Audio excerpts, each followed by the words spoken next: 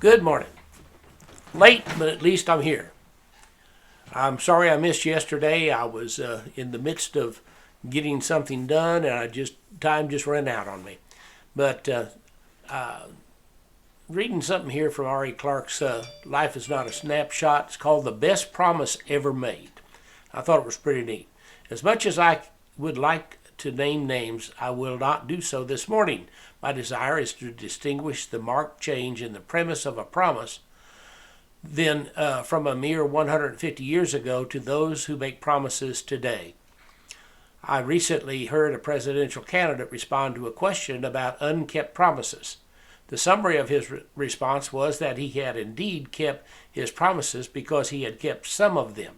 His conclusion was that no one could have realistically expected him to keep all of them. Here's a story from the life of Abraham Lincoln, as told by Martin Heiser. One day, President Lincoln was riding in a coach with a colonel from Kentucky. The colonel took a bottle of whiskey out of his pocket.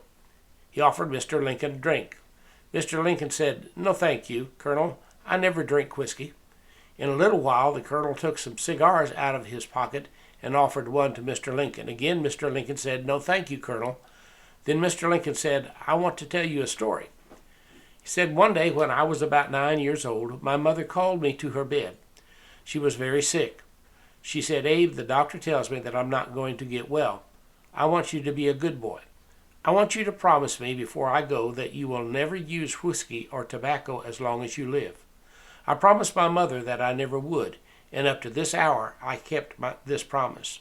Would you advise me to break that promise?" The colonel put his hand on Mr. Lincoln's shoulder and said, "Mr. Lincoln, I would not have you break the promise for the world. It is one of the best promises you ever made. I would give $1,000 today if I had made my mother a promise like that and had kept it like you have done. I would be a much better man than I am."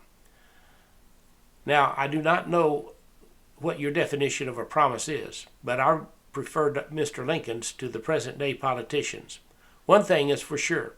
God keeps every one of his promises. In Proverbs 30:5-6, it says, "Every word of God is pure. He is a shield to those who put their trust in him. Do not add to his words, lest he rebuke you, and you be found a liar." Do we keep our promises? That's a thought for today. God bless you. Have a great one.